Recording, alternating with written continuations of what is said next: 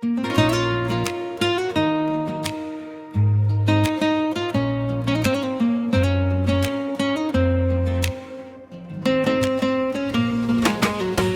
به شب فکری تو در سرم، نامی تو نوشته در دلم، نوری چشمونت مرا میخوند. گم شبم وقت تو رو بینم، یک نگاهت بس بود رانم تا دنیا ایستد خاموش شود، بدون که این عشق خلقی خست یا تنها بازی دل است.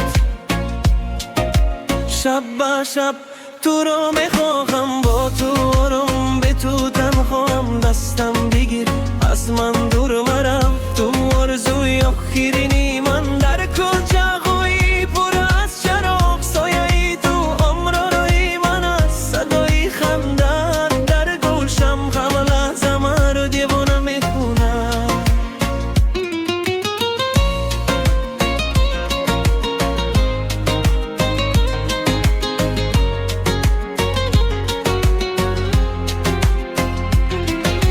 اگر شب تمام شود امروز، عشق ما میماند زنده، من تو را فراموش کردن نتوانم.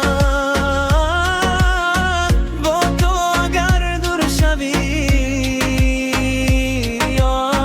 از من، شب به شب تو را میخواهم، با تو آرام به تو تنهام، دستم بگیر از من دور مرم، تو آرزوی آخرینی من. بیا یک لحظه ایستم، دنیا را پشتی سر گذارم، فقط تو و من زیر این شب، تا صبح بایش بدار شبم. شب به شب تو را میخواهم، این عشق را جهان بشنود، از دل تا دل، از شب تا صبح، تو قسمتی منی تنها تو.